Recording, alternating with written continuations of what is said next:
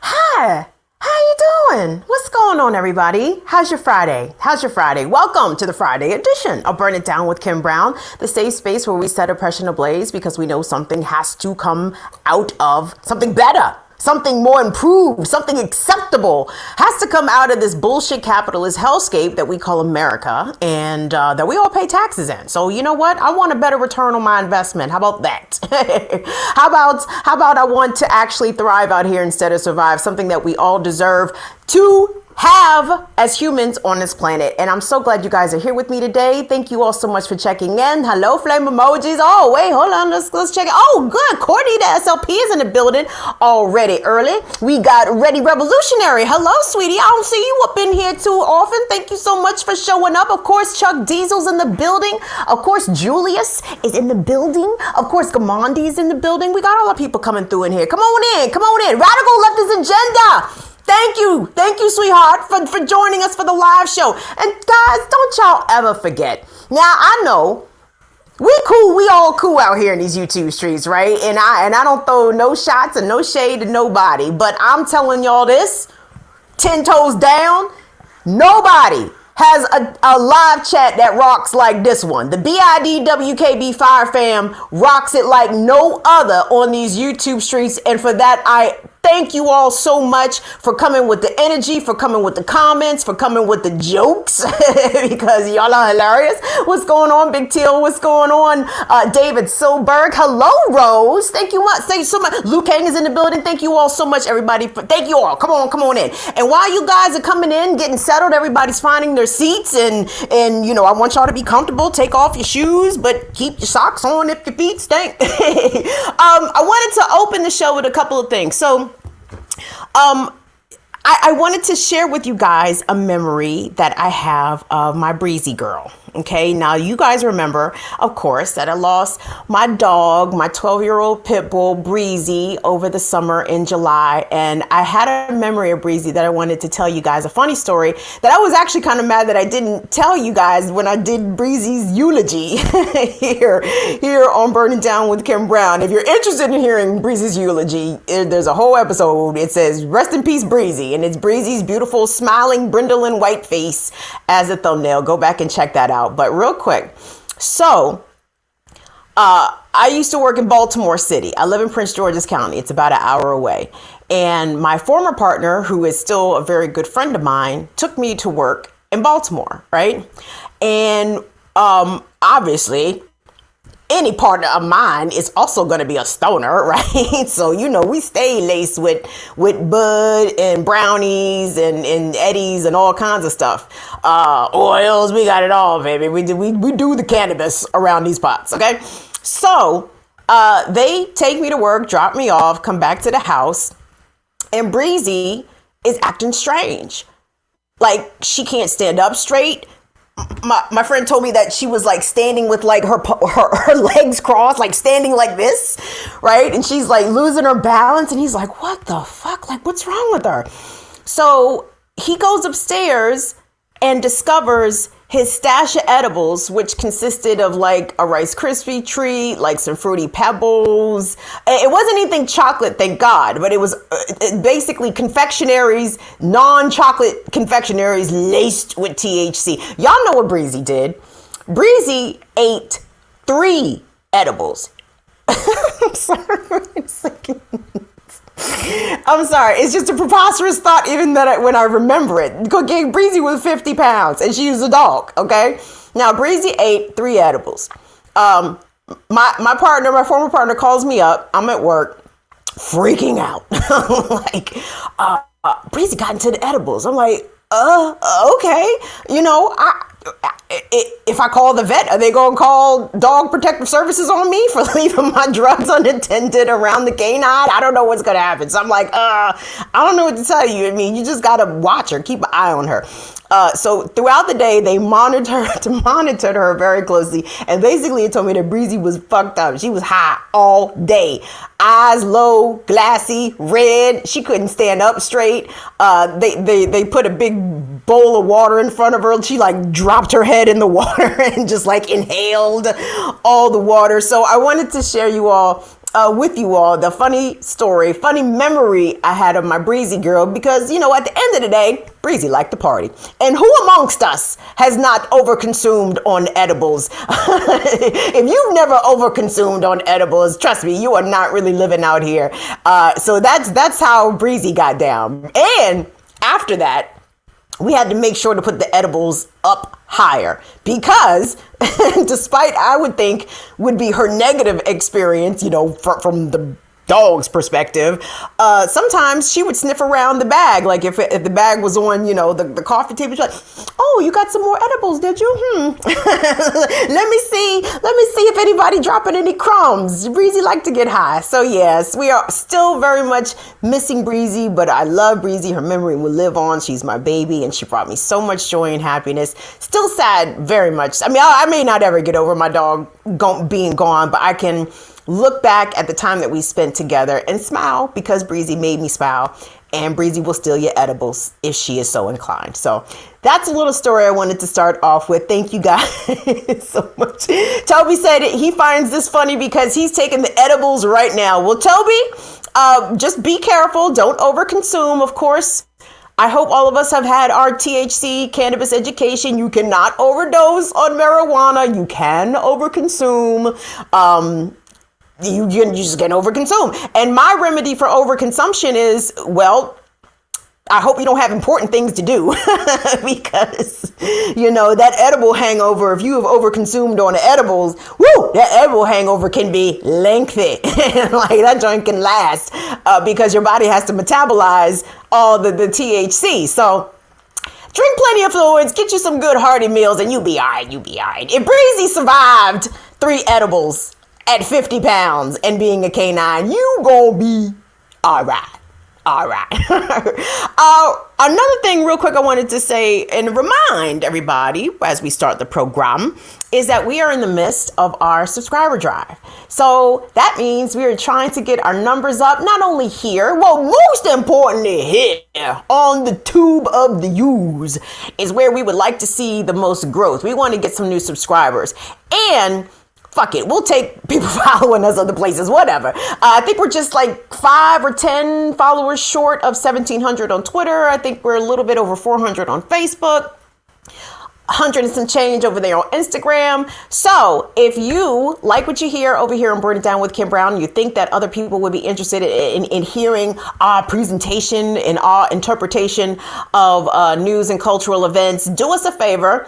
Hold on, wait. Molly has instructions. Do us a favor. We want you to tag your friend or your person who you think would benefit greatly from this, getting this information. And so we want you all to hit the share button tonight and copy the link and see if you can post it on one other place on social media, because we do have merch forthcoming. We're going to break off our long standing supporters anyway with so much, but if you want to get some free some free do that, because we're trying to drive the numbers up. So help us out if you're able to for the Burn It Down with Kim Brown subscriber. Well, yes, we are looking for subscribers so we can survive out here on these YouTube streets. By the way, guys, so appreciative again. What's up, Latif? How are you, honey? I'm so glad to see you.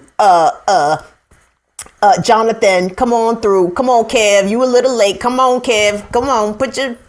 Go hang up your coat. It's all good. Come on in here. Hi, Northern Witch. Hello. So, subscriber drive. Help us get these numbers up if you're able. Okay.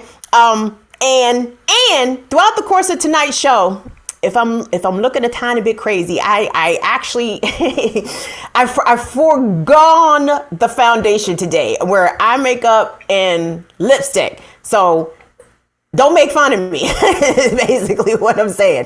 I didn't feel like feeling my face on with foundation and concealer today, man. So I was like, you know what? I don't go au naturel for the Burn It Down with Kim Brown folks. I go au naturel on Black Power Media on the Remix Morning Show, because it's too goddamn early to be putting a whole face of makeup on at 8 o'clock in the morning. I don't give a damn. I don't give a damn.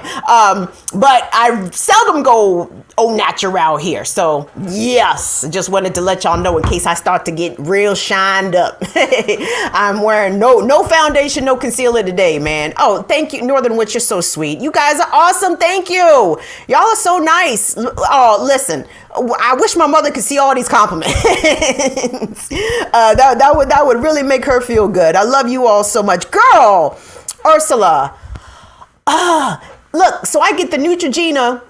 And this is not a plug from Neutrogena. I'm just letting y'all know. The Neutrogena makeup wipes, that should be living foundation and shit behind. Then I gotta go wash my face all over again. I told y'all earlier, I don't do girl well. I don't do feminine at a high level of femininity. This is all pretend. This is the best I can muster. I'm sorry. Y'all just gonna have to deal with it and accept it. Anyway, come on in, everybody. We're glad to see the room starting to fill up a little bit. Make some space. If you've got your bud, feel free to go on and give that a spark, baby. It is a Friday, and I know some of y'all got paid today, so I know Latif probably been to the dispensary already.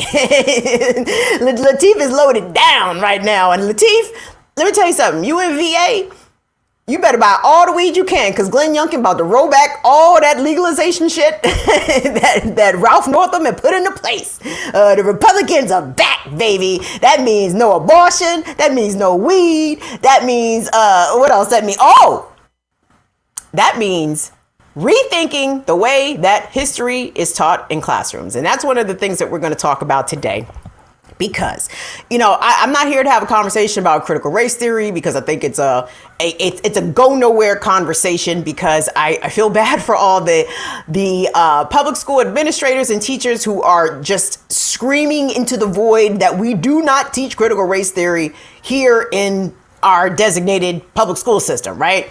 The conservatives, the right wing nut jobs, they're not interested in hearing that, because to them, any mention of non-white history is critical race theory, right? Like, if you're not teaching that George Washington cut down the cherry tree and then found his way across the Delaware in order to, liberate the indigenous savages of their heathenist culture and then create this wonderful white man settler colony, anything deviating even slightly from that is critical race theory. And this is where we land today, guys, because I really want to credit Jackie Luqman, because the other morning on Black Power Media on the Remix Morning Show, Jackie Luqman raised this story, and she brought up the Hill.com op-ed from Juan Williams. We know Juan Williams, notable Black conservative, who occasionally, and I mean very occasionally, will get things right.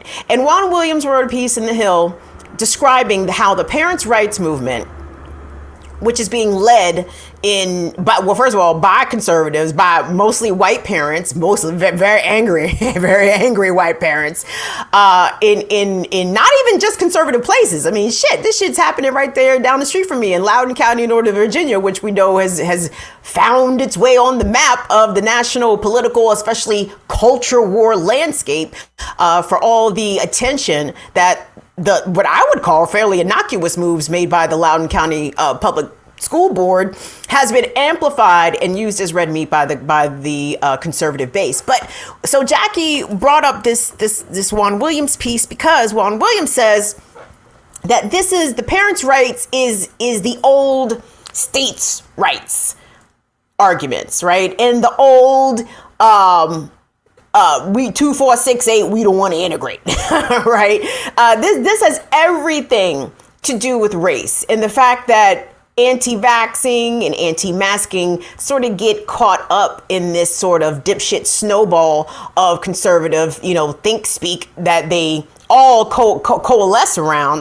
At the heart of this is the fact that white parents do not want their white children to be, number one, subjected to the actual horrors of American history, to the actual genocide and multi-generational enslavement and child trafficking and what else? Let's see. All the other things, starting wars, not honoring treaties with indigenous people, the Trail of Tears, like all these things, not to mention shit like Black Wall Street and Rosewood and the multiple, though not well known, and let me not say that, not so much not well known, but not well taught, instances of white supremacist domestic terror that ended up with dozens, if not hundreds, or over the cumulative total of it, literally thousands of Black people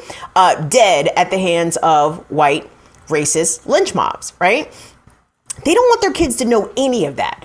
And the fact that some of this is so telling, that the excuses that they give is, I don't want my kid to be indoctrinated. First of all, honey, American white supremacy is indoctrination, right? Like we indoctrinate children into America's exceptionalist bullshit narrative at a very, very young age, right? The fact that we even demand that elementary school age children learn and recite the Pledge of Allegiance every day at school, that is indoctrination. I don't know what the fuck else you think it is, but I don't know how your children could be otherwise indoctrinated with information in a more robust and complete picture of the American situation and how America even came to be, how it became the most wealthiest country in the world at the time. We know that's about to go out of here. But anyway, but hold on. I want us to take a look real quick because you guys are going to laugh at this, to be honest, because I've said this before. When I hear and see these white parents, and I know it's not exclusively white parents, but it's 90% white parents. It is. It really is. I have seen the errant Black parent or errant Latinx parent get up there and talk about critical race theory, but I'm like, all right, Yes, you motherfuckers just want to be invited to the pool party. Like, you just want to be and make sure that you and your family can show up at the homeowners association, Labor Day picnic and not feel uncomfortable, right? Because you can't be out there spitting pro-black or pro-Latinic shit in your fancy neighborhood. I understand. Yes, you just want to say shit to make sure that your neighbors don't feel uncomfortable. Anyway, but the objections that white people have had to subjecting their children or even introducing their children to non-white cultures and non-white histories has always been met with resistance, and in some cases very violent resistance. I want us to take a look at this clip, guys. It's going to be A1 Tunde.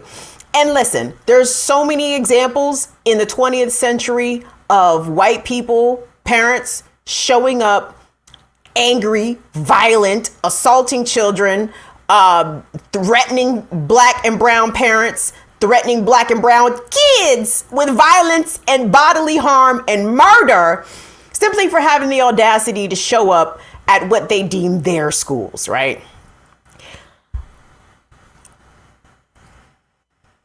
I'm thinking of 1957 Little Rock. I'm thinking of, well, when did Ruby Bridges desegregate New Orleans public schools? Was that 61? Gastonia.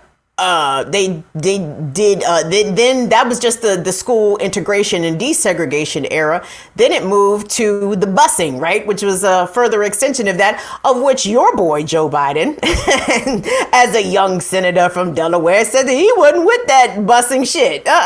Them kids got schools. Why don't them kids stay they black asses at they black schools? Why they gotta be bussed out to where Joey and his family live, where Joey and Hunter live? He didn't want that.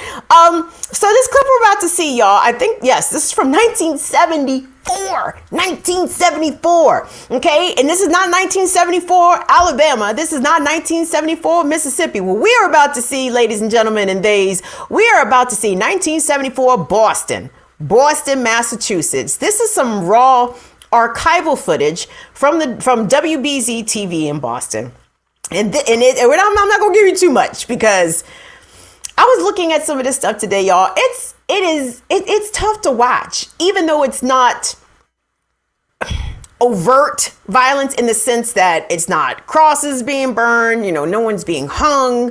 But it seems as though in an instant the tone could switch from angry and boisterous to violence, right? And who are they going to be violent against? They're going to be violent against the black kids. Let's take a look at this clip, guys. This is from 1974, 4 years before I was born. I hate this fucking country so bad. 1974, Boston, when Boston Public Schools started their busing program in order to move along the integration of their public school process. Let's take a look at that. It's tearing them apart. People, as a community, it's tearing them apart. They may say this is helping, it's tearing them apart. I'm not for this, I don't care. My one will not go to school, but it's tearing them apart. I wouldn't care if they were green or purple with the idea of putting my kid on a bus when I have a school right across the street from where they should go. I don't care what color they are. They'll change this It's law. like It's supposed to be a free country. it's getting in the country now that they're telling me to do this and do this now, and you won't even have no freedom. All I want is a seat in their school. Hey, nothing else. Let us go to our neighborhoods where our kids are safe. We want our kids safe. We want our children safe. And we never want them safe. If I told you to eat shit, you wouldn't eat it. Niggas suck.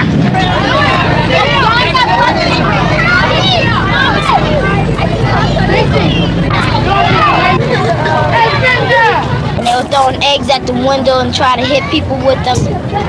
And there was and while we was in school, there was throwing glass at black people and little kids. What school was this again? The Roger Claps. Are you going back to school tomorrow? No way. No way. Not subjecting my kids to this type of racial violence. These white kids, white motherfuckers is crazy out here. Why they throwing shit at kids? Oh man. So hold on. Did you guys hear the white parents? Oh man. Who said retro Karen in the chat? Y'all hilarious. Oh man, the white parents. Some of that stuff sounded a little familiar, did it not? We're being denied our freedom. Our freedom to send our kids to our schools and our neighborhoods. We're being denied our freedom. You can't force us. You can't force us. You can't force us. You can't make white people do shit that they don't want to do. You know why? You know what? As fucked up as I feel about Chappelle sometimes on Killing Me Softly, was it not? When Dave was talking about the white people and the white people's favorite theme song, we're not gonna take it. No, we're not gonna take it. Anytime you see the white people acting a damn fool at the school board meetings, just put that song in the back of your head. Because that is what's playing in a loop. And they are not gonna take it anymore. Who just dropped us some bucks? Who was that? Was that Latif? Latif. Yeah! Oh, it's Rain the Sun! Hey, Rain the Sun, yes! Because it's Friday! Thank you, Rain the Sun. Thank you so much, darling. I appreciate you. Woo! Now, I know some of y'all's parents, and I know y'all probably got some school board PTA meeting stories about how some of your white friends, well, I don't know if they're your friends. they may think that y'all are friends. But y'all know that y'all not really friends. You know why? Because they ain't never been to your house. Now, that was always, to me, the definition of, are me and this white person actually friends? Has this white person ever been to my home? That's another question, right? That's a whole nother situation. Because you probably been to their house. I used to go to my white friend's house all the time. Did my white friends come to my house? Seldom. It was a seldom occasion. I'm sorry. Listen, Shirley, if we can't laugh at the oppression, girl, we are going to go batshit crazy. We got to crack jokes at it. So anyway, so that was Boston, 1974. That was thank you so much, Latif. Latif, I didn't mean to bully you into sending us some dollars, but thank you, honey. I appreciate that. So that was 1974 Boston, right? Busing black children or busing white kids to black schools or the reverse was infringing on white parents' freedom. We're not going to take it, right?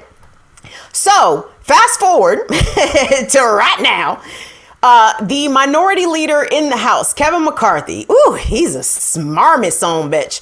Kevin McCarthy and the GOP at large, they are taking the Glenn Youngton, Virginia victory as a signal, right? That, oh shit, like we can go back to this throwback racism, right? Not to say that they ever fully abandoned it, but this parents' rights thing is got me in a bit of a crow because, as Jackie Lukman said, they're going to use this as a strategy. This could be the brand new 21st century Southern strategy that they deploy in an effort to, they've been successful at this already, but an effort to marshal their momentum and their enthusiasm for people supporting what they do into all of these things, right?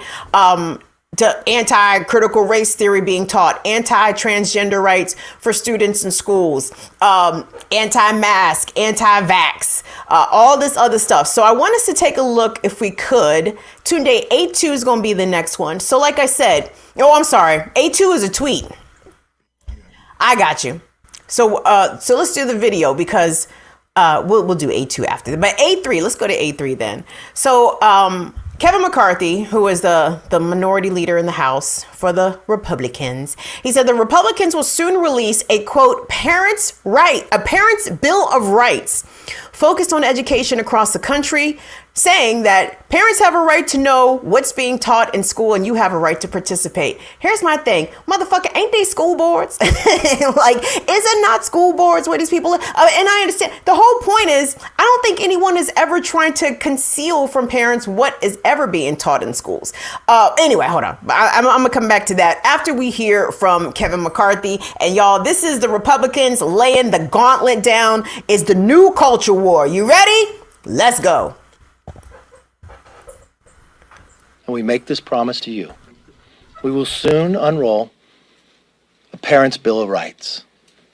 It doesn't matter your wealth, the color of your skin. Once you have a child, it is no longer what you become. It is now what opportunity your children will have. You have a right to know what's being taught in the school. You have a right to participate. Education is the great equalizer.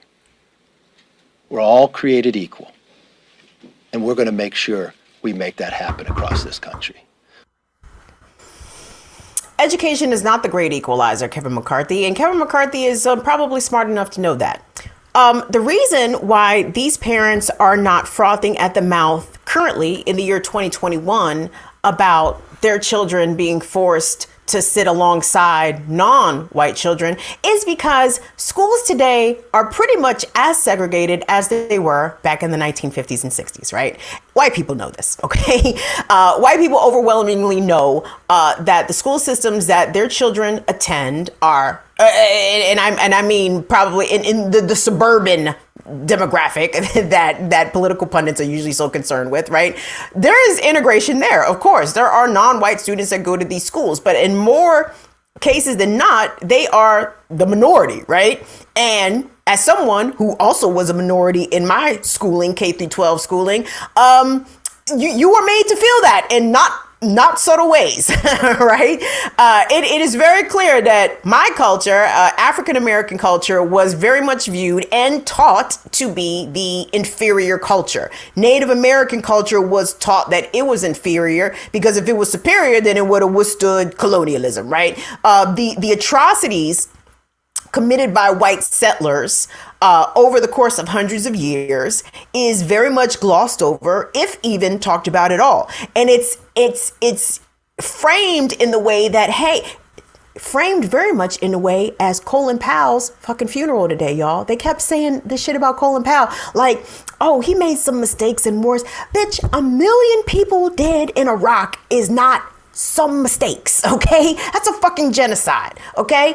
And that is the exact way that these white Christian conservatives would prefer that American history be taught. Slavery and the genocide and displacement and removal of Native Americans was some mistakes. No, nigga, not to the tune of millions of people, not to the tune of the damn near erasure of amazing civilizations of indigenous sovereign nations that have been on this continent for thousands and thousands of years. Like, I hate that some liberals too, but conservatives are extremely good at this.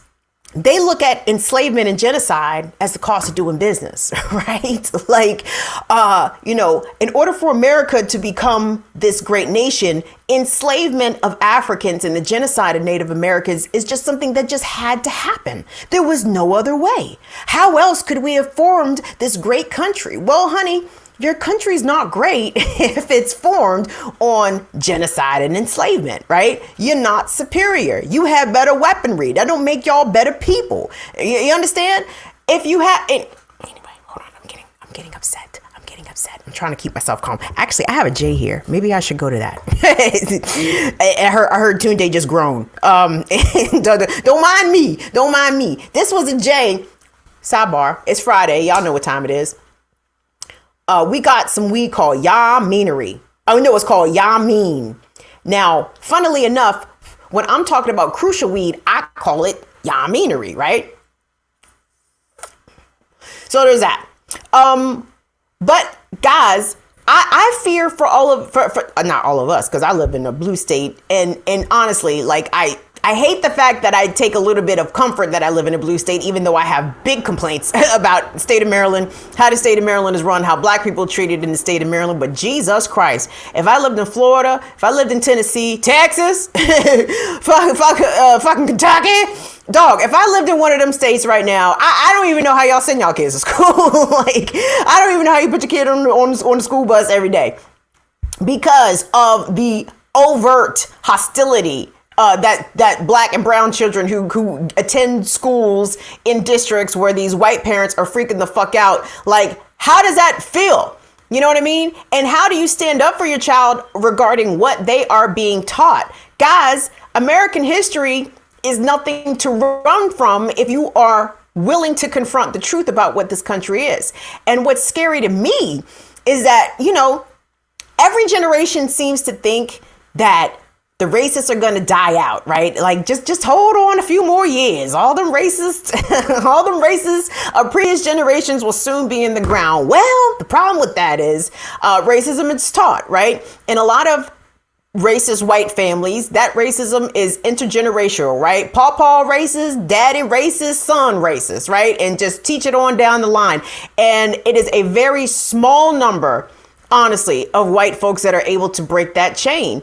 And in my opinion, y'all, I think we are at the probably a comparable amount of non-racists in 2021 America than we probably ever been, to be honest. And I know we like to try to think and believe that no, it's more non-racist white people out here. I don't think so. I think it's really about the same amount, like the same youngins that was running with John Brown, the same people, the same white folks that was helping formerly enslaved people to escape on the Underground Railroad, the same white people that was getting on buses from the north and going down south for Freedom Summer to help black people register to vote. I think we're about that same number. I don't think that number has gotten any bigger, because it's so easy to be racist and the perks of racism. Jesus, girl, to be a racist white. Oh man, you just go through life like this, all the blinders on,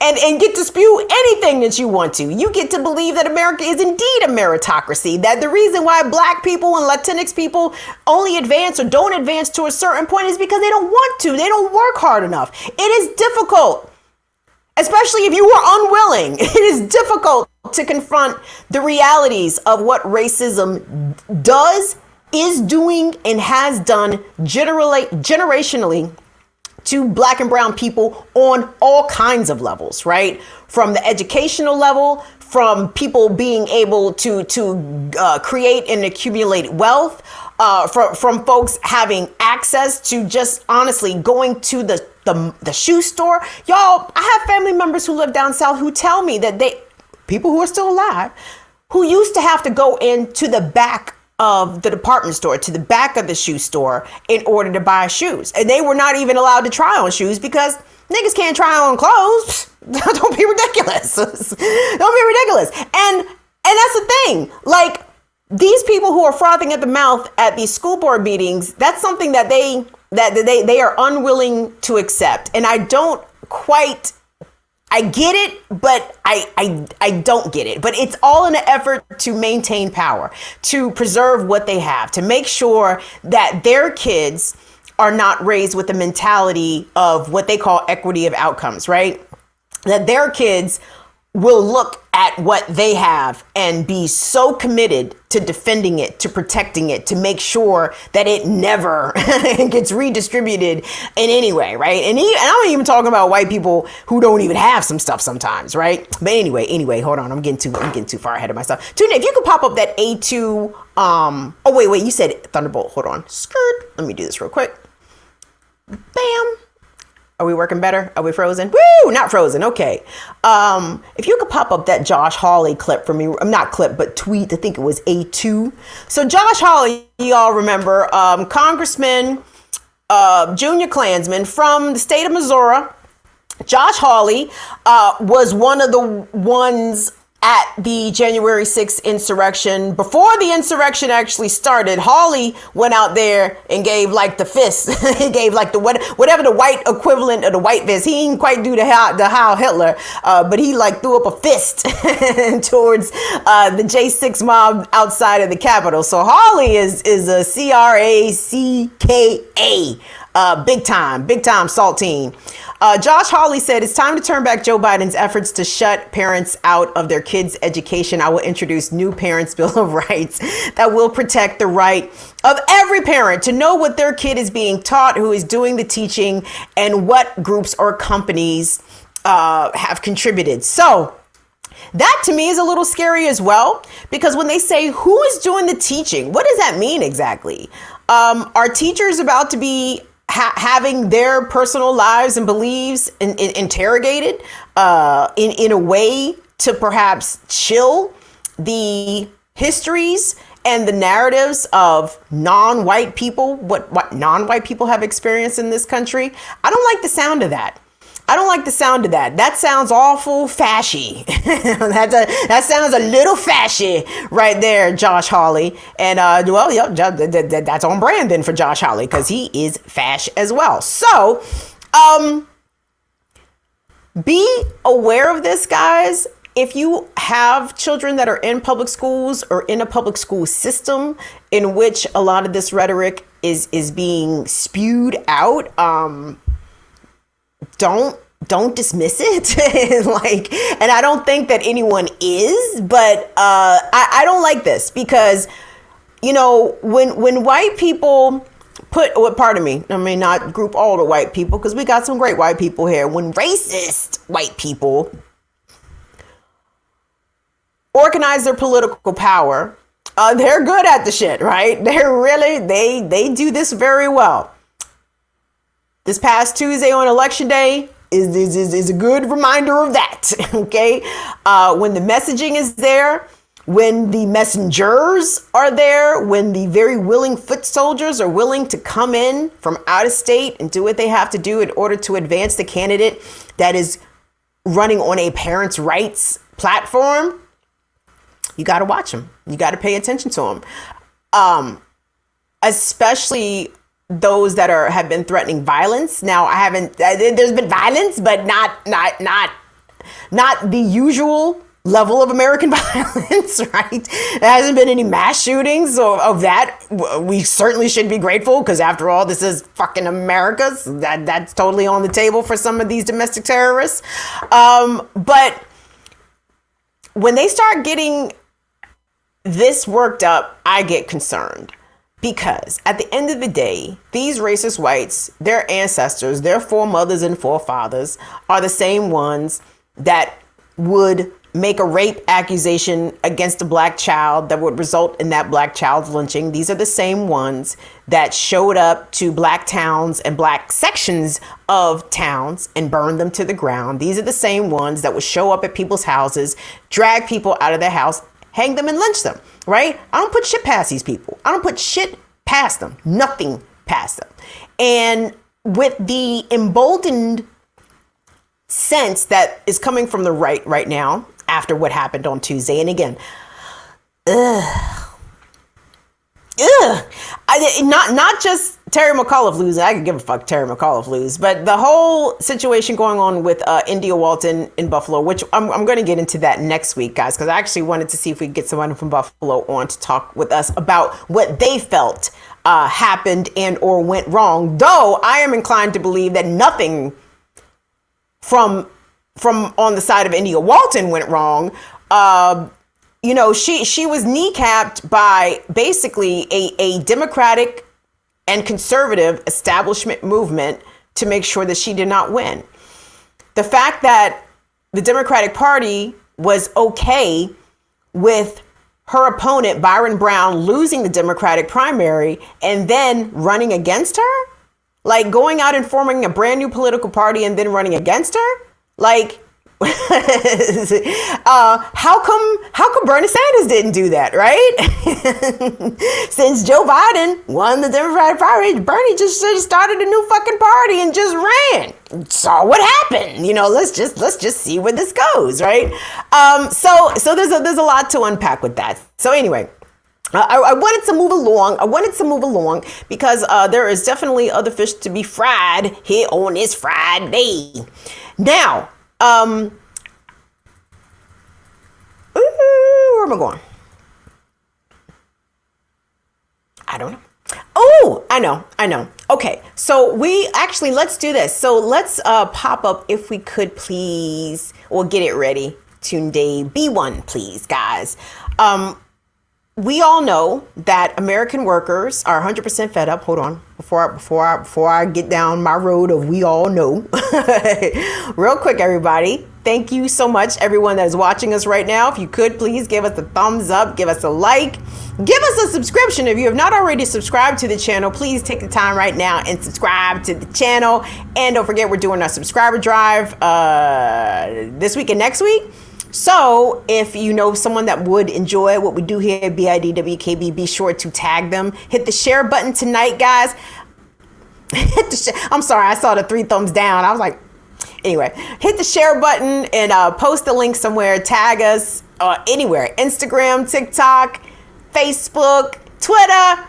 We appreciate it. So help us out in that way. And thank you all, everyone who is supporting us in material ways as well. We're still running the 15% off annual memberships for patrons for Patreon, of which we have gotten a pretty good response from that, y'all. Patreon.com/BIDWKB. If you want to support the channel for an entire year, at the $2 tier, it'll only cost you $20.40. At the $5 tier, it'll cost you $51. Thank you to Celeste. Celeste is a new patron, a new annual membership patron. Thank you so much, Celeste, for your support. Thank you to Rose K, who Venmo'd us some cash. Hold on. Gregory GY, Gregory Y just cashed out us some bucks. So thank you all so much, man. This is Black women led independent media. The only way this grows is if you guys help us grow. And you know that we appreciate it all. We appreciate the view. We appreciate the like. We appreciate the sub. We appreciate the bucks. So anything that you're able to do to support us and help us keep going, we certainly appreciate it. So take the time to do that at your convenience. Hello, Rose. Oh, A.R. Walker's in here too. Good. Tyler's in here. Yay.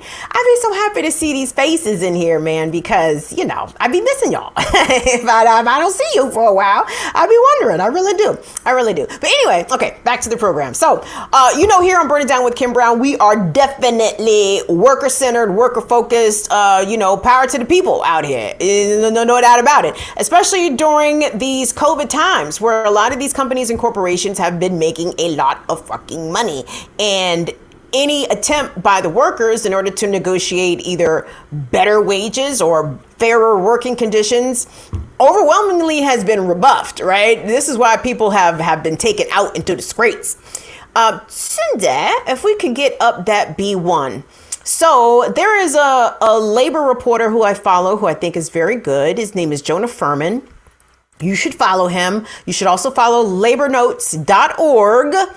They do a really good job over there of keeping track of all the labor actions happening nationwide. So as of 3 days ago, over 22,000 U.S. union members are now on strike, everybody. 10,000 at John Deere.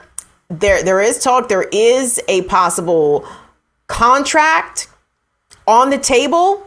The members have not yet accepted it, but the movement is happening because also we know that a striker tragically lost their life at a John Deere protest. I believe this was in Illinois.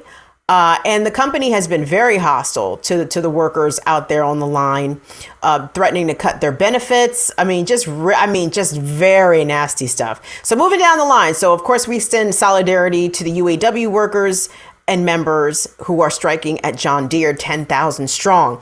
Columbia University, and this is another trend that I've been seeing over the past year, and I'm very much in favor of it. Graduate students who teach, they teach out here, paid very poorly, not given any health benefits, especially relative to their course load, to the work that they actually do, to the courses that they teach, and the amount of actual time that they spend. 3,000 graduate student workers on strike at Columbia University. In Buffalo, New York, at Buffalo's Mercy Hospital, you have 2,000 nurses and other workers on strike there. I know Bernie and AOC and India Walton had been to Mercy Hospital in Buffalo to support those workers there. The Kellogg's workers are still very much on strike. Memphis, Tennessee, and other locations, 1.4 thousand on strike at Kellogg's. I think that strike is almost approaching a month long. I know it's been at least 3 weeks. And in Alabama, the 1.1 thousand Warrior Met coal miners, they have been on strike for over 6 months. And in West Virginia, there's 1,000 hospital workers on strike, 800 Scranton educators on strike, 700 Massachusetts nurses, 700 Kaiser engineers, 500 Ohio steelworkers, 300 New York machinists. And there are more, guys. There have been more strikes that have been at least proposed.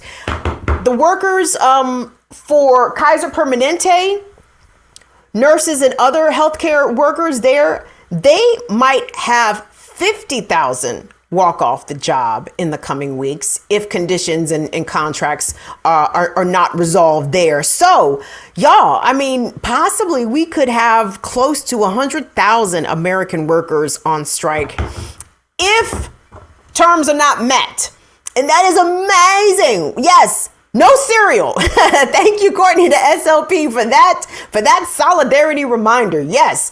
If the Kellogg's workers are still very much on the line, then that is no cereal, no club crackers. What else they sell for Kellogg's? A bunch of shit I don't eat still. But don't support Kellogg's products at the end of the day in order to continue to show solidarity. If for reasons that you need a John Deere piece of equipment, maybe hold off on buying that until some sort of agreement is reached with the UAW workers. That is, of course, equitable and fair and something that it would be good for the UAW John Deere folks out there. But there's also some other strikes. I thought, was it sanitation workers in New Orleans that I heard was potentially striking or about to strike?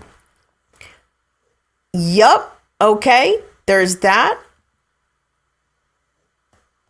There was another one too. And it's sort of escaping me. But that's okay, because we'll bring it to you. But guys, people are really, to say it's fed up is almost not doing it justice. Because what are the options at this point, right? Either you're going to accept being worked 6 days a week, 14 hours a day, with no days off for 3 and 4 months at a time, or you're going to take the short-term L. It's going to be tough for your family to screech out a living or screech out survival costs, but it has to be done because the exploitation is going to continue to your detriment, right? To the detriment of your health, to the detriment of the well-being of your family overall, unless you make these companies understand that they need us more than we need them, okay? Because we can go out here and do some other shit. We can just resort back to the old economy, right?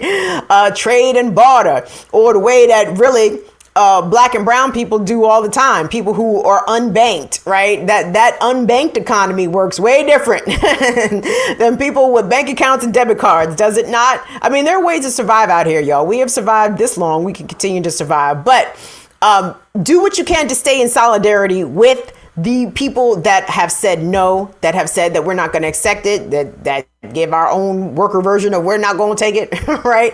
All very important that we keep track of these ongoing labor strikes and that we support them, okay? Take the short arm L, yeah. Short term L, of course. I mean, and it's hard. Listen, trust you me. Like, I mean, first of all, I did belong to a union. And if the union had voted to strike, I would have struck with the union as well and dealt with whatever short term. Hopefully, it would have been short term. Again, the people at Warrior Met Coal in Alabama, they've been on strike for 6 months. Bad. It's bad. It's bad. But it's a testament to their fortitude and their dedication to understanding that they deserve better, right? And that to me is another bottom line that comes back to the whole so-called cultural divide between conservatives and the rest of us, right? They would let something like critical race theory stand in the way of all of us getting something like paid medical leave, right? Because Democratic legislators would stand in support of critical race theory and don't have a problem with critical race theory and are still trying to explain to these stupid fucks that critical race theory is not being taught in public schools. Their support of CRT and the support of paid family medical leave is reason enough for conservatives to be in opposition to paid family medical leave, which doesn't make any fucking sense. Have y'all seen that clip? I meant to pull it, but I didn't pull it because it pissed me off. But Joe Rogan, there's a clip of Joe Rogan talking to some white girl on his show, and he was complaining about paid family medical leave for paternity leave for fathers. And he was basically saying, you know, if I was an employer, why would I want to pay the mom and the dad to stay home? Usually it's the dad that goes out and supports the mother and the baby while the mom takes care of the kid. And it's like, So you don't give a fuck about families. Is basically what you're saying, right? If you don't want to pay parents, mother and father, or the two parent, however the couple dynamic is made up, if you don't want to pay two parents to stay home and bond with their newborn child, then you were just reinforcing what the rest of us already know, is that y'all conservatives and libertarians don't give a fuck about family. Y'all don't give a fuck about kids. You don't give a fuck about mothers. I don't care. Y'all are so committed to this capitalist system. The idea, the notion of having to pay someone who does not come to work because their family just brought a new human into the world is not sufficient reasons for them to pay them as a worker, right? Oh my God, Joe Rogan is a ingrown hair on the pubic area of humanity, okay? Like, can someone please get the tweezers and the alcohol and just excise this demon from our presence? I am tired of Joe Rogan's overinflated opinions, right? Like, I don't understand why his opinions are given so much importance, and I apologize for even bringing that son bitch up on this here program. But I digress. But I wanted to move along because just really quick with the strikes, guys. And I told you about the Warrior Met coal workers in Alabama, right? So the company that owns Warrior Met Coal is a company called BlackRock, and they are whole pieces of shit. And on a prior occasion, just several weeks ago, I believe, thousands of the Warrior Met Coal, maybe not thousands, hundreds of the Warrior Met Coal workers traveled to BlackRock's headquarters in New York City to make their displeasure and their demands known with the type of conditions that BlackRock is providing. So I want us to take a look. Oh, I see. Okay, I think I see what you're saying there, Tunde. Yes. So if we could look at B2, the video, please, and then we'll look at the tweet video, the tweet photo after the video. So the video that we're about to see, guys, came from the AFL-CIO. The mine workers president, Cecil Roberts, and 5 others were arrested outside of the headquarters of BlackRock. And of course, we love it when the workers take action and show up, pull up, run up, and say, what's up? Let's take a look at that if we could today.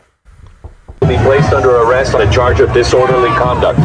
If you do not cooperate and accompany the arresting officer to the prisoner transport vehicle, or if you resist arrest, you may be charged with additional crimes. Since you have refused to leave the roadway, you will be placed under arrest on a charge of disorderly conduct. If you do not cooperate and accompany the arresting officer to the prisoner transport vehicle. Woo! Yes, yes, yes. That's good. We love to see that. Come with it. If we could pop up B2 today, the tweet. Yes. So the good news is this is from Kim Kelly, who's a labor reporter. Kim Kelly does outstanding work. The strikes continue. Update. The 7 mine workers who were arrested for disorderly conduct at today's actions have just been released. Mine Workers President Cecil Roberts, Brian Sanson from the United Mine Workers Association, Larry Spencer, Brian Lacey, Tanya James, Mike Wright, and Brian Kelly will have to return to New York later this month to appear in court. So, even without looking at the picture, can it be assumed all of these very righteous soldiers for labor that they were all white? Of course, is my take. Can we take a look at that picture? Because the NYPD was semi-gentle with them as compared to the way I've seen NYPD handle other sort of protesters. So there is that. So okie dokie. So let's move along here. Yes, there's that. Also, guys, what else is happening in the world? Something else I wanted to get to. And of course, my doc is not loading. That's not the right. Oh, that's right. Yes. So, guys, there was some news today, just before we went on the air. It's not breaking, earth-shattering news, but they're still in Congress, still not able to get a vote on Joe Biden's infrastructure bill, which, by the way, started out, I believe, the initial proposal was 6 trillion. I think that was Bernie and them suggesting 6 trillion. Then Biden was like, let's do 3.5 trillion. Then it went down to 1.75 trillion. Now I think it's down to right around 1 trillion for the infrastructure bill. The Build Back Better social infrastructure bill is at 1.75, and that is where we have a point of contention. It's being framed on mainstream outlets that it is the establishment versus the progressives. Again, they keep calling Joe Manchin and Kirsten Sinema moderates.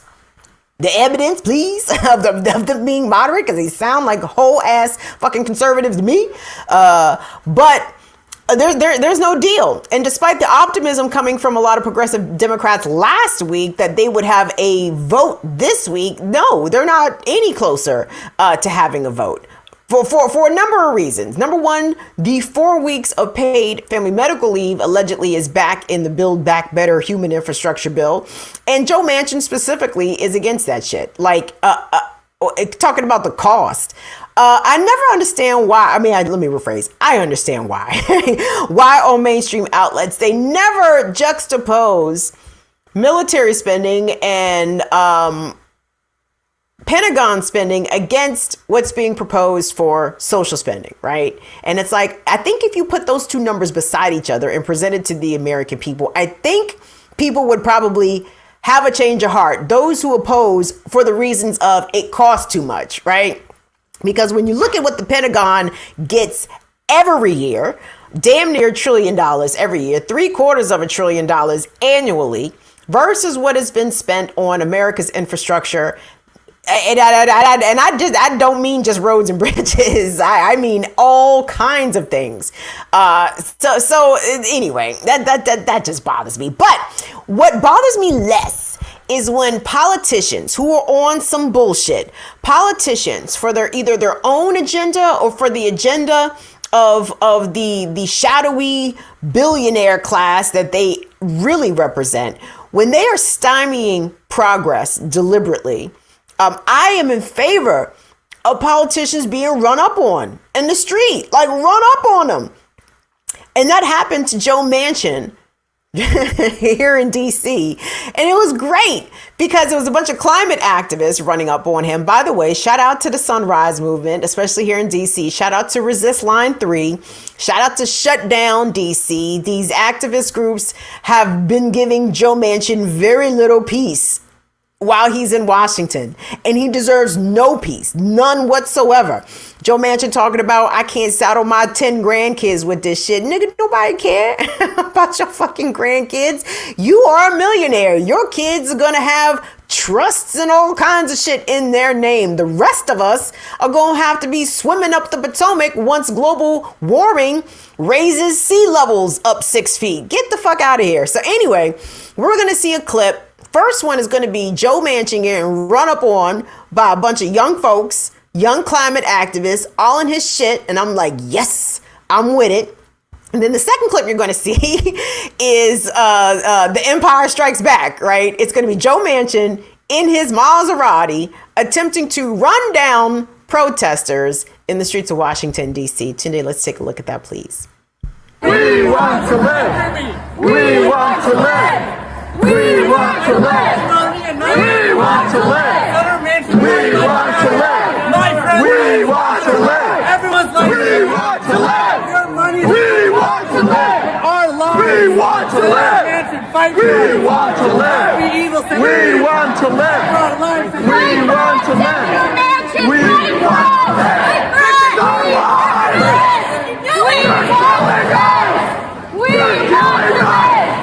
You're killing us!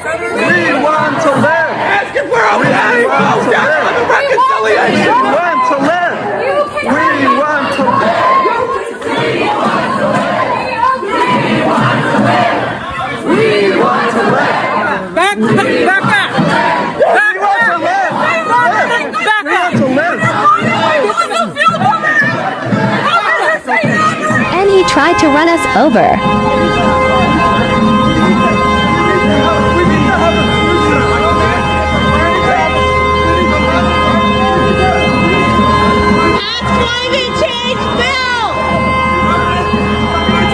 Future!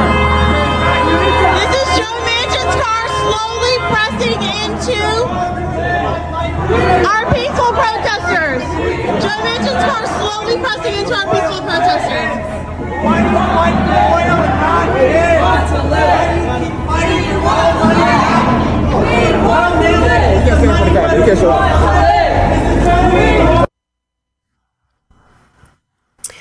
What's interesting to me about that whole scene that we saw there, right? So you see these young people organized, activated, ready for action. And for some reason, Democrats see that and think, you know what? We need to be talking to suburban moms. Like, wait, what? The disconnect, right?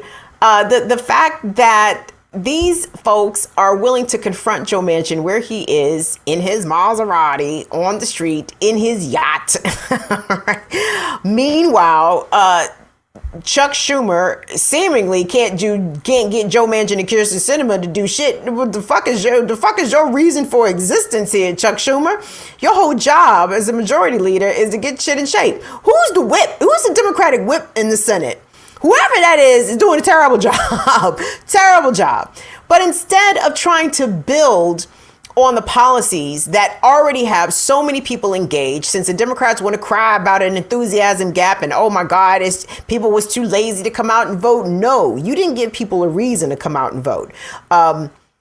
You have to stop running against Donald Trump at some point in time, Democrats, right? Donald Trump was not on the ballot on Tuesday.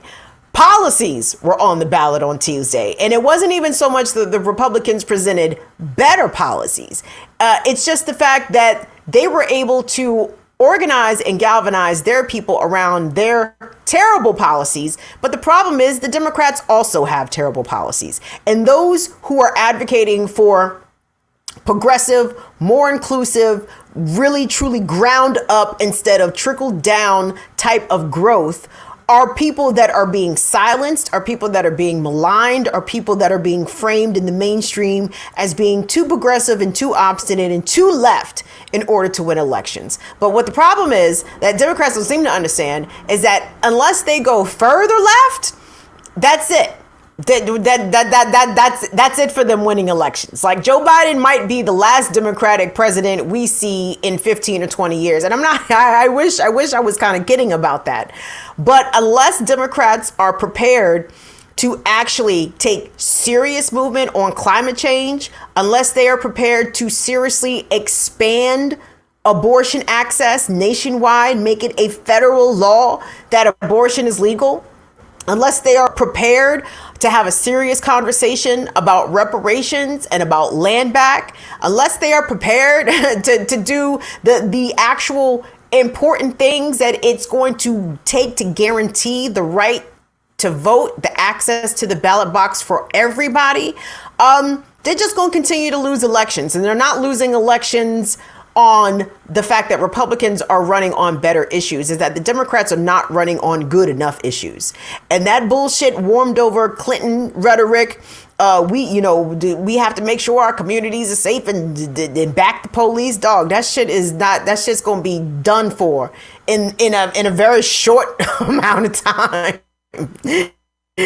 So anyway, but guys, I'm going to let everybody go. I'm going to turn you loose. Okay. I want you to please go out, but be safe. Have a wonderful Friday. Please, everybody, have a great and fantastic weekend. Don't forget. Oh, real quick. Update on the Howard University Blackburn takeover situation. Go on over to Black Power Media and look at I Mix What I Like this morning. It was the April Silver takeover. Jared had a packed house talking about the situation at Howard. April Silver is a Howard alum, one of the Howard students back in 1989 who took over the Blackburn at that point in time when they nominated Lee Atwater to the Howard Board of Trustees. What the fuck was he thinking? Talked to Greg Carr, talked to the attorney representing the students. Excellent panel over on I Mix What I Like over on Black Power Media, the April Silver takeover. Take a look at that. We will have an update on the Blackburn takeover Tuesday because there was a press conference today with the students. There was a solidarity rally today with the students, and President of Howard University, Wayne Fredericks, was supposed to address students and alumni today. So all that happened way late in the afternoon for me to try to put something together today about it. So we will talk about it Tuesday. I might even see if we can get Chuck Modiano to join us on Tuesday, since Chuck has been all over this. Girl, wasn't it good? I was watching Jared today too. It was really good and informative. Thank you so much, Courtney, the SLP, for checking out Black Power Media this morning for I Mix What I Like. Guys, that's it. Please, COVID is still out here jumping on people. I don't want to jump on you. Please wash your hands, keep your distance, wear your mask.